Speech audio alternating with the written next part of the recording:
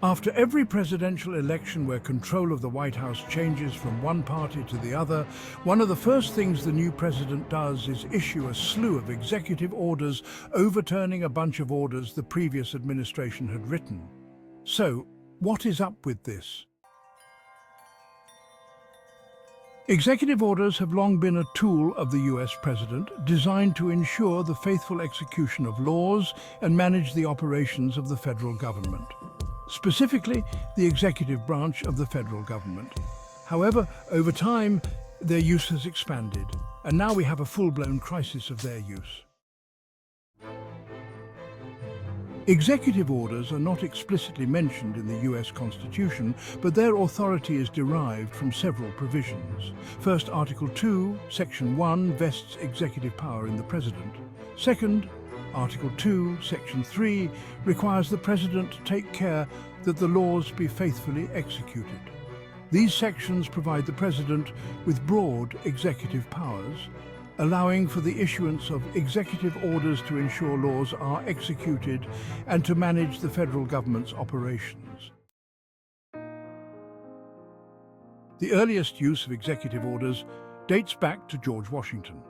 His executive actions, including the proclamation of neutrality in 1793, set early precedents for their use. The primary intent was to 1. Implement and enforce laws, ensure the effective execution of congressional statutes. 2.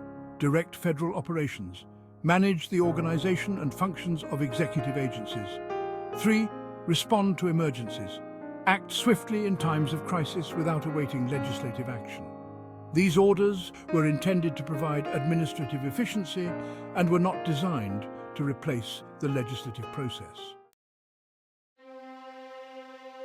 Increasing use as a legislative tool. Over time, the use of executive orders has expanded significantly. Modern presidents have increasingly turned to executive orders to achieve policy objectives, especially when facing a divided or opposition-controlled Congress. This shift has led to debates about whether executive orders are being used to circumvent the legislative process. Notable examples include Franklin D. Roosevelt issued an unprecedented number of executive orders during the Great Depression and World War II, reshaping the role of the federal government. One egregious use was Executive Order 9066, which led to the forced relocation and internment of 120,000 Americans of Japanese descent. FDR did that with the stroke of a pen. Wars and other emergencies are often abused by leaders to expand their power. Controversy and criticism. The increasing reliance on executive orders has sparked significant controversy and criticism. Critics argue that this trend undermines the separation of powers by allowing the executive branch to unilaterally create policies that should be deliberated and enacted by Congress. This misuse can lead to several issues, mostly the lack of democratic deliberation. Bypassing the legislative process, which involves debate, compromise, and representation of diverse viewpoints, is simply anti-democratic. When presidents can unilaterally dictate which and how laws are applied and interpreted, they start to resemble dictators. Legal boundaries and checks. The judicial branch is supposed to play a crucial role in checking the misuse of executive orders. However, they are reticent to do so. Even though courts can review and invalidate orders that exceed presidential authority or violate the Constitution, it takes years to do so if they bother at all. Notable cases include Youngstown Sheet and Tube Covey Sawyer, 1952. During the Korean War, Truman wanted to seize privately owned steel mills to aid in the war effort. The Supreme Court struck down Truman's executive order, emphasizing the limits of presidential power. Again, Truman can only direct the members of the executive branch with executive orders. Nationalizing industry, as Truman was attempting, is something dictators, socialists, communists, and fascists do. Texas v. United States, 2016. President Obama attempted to unilaterally change immigration policy and create new procedures. Remember the Dreamers? A federal court blocked Obama's executive order on immigration, highlighting the judicial check on executive actions.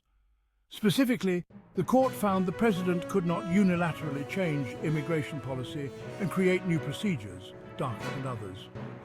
Again, the president's job is to enforce existing laws passed by Congress, not create new ones.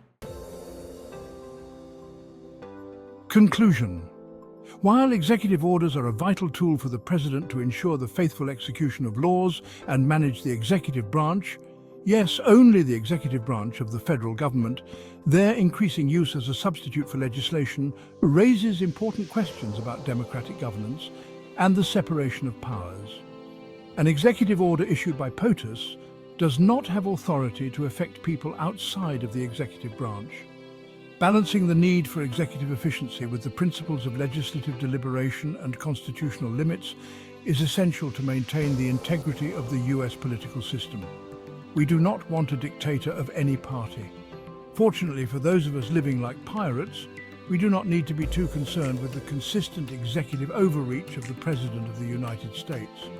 However, it's always a good idea to stay at least loosely informed about what the most powerful person, man or woman in the world is doing.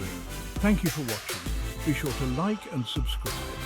Click the bell icon to be notified of future videos.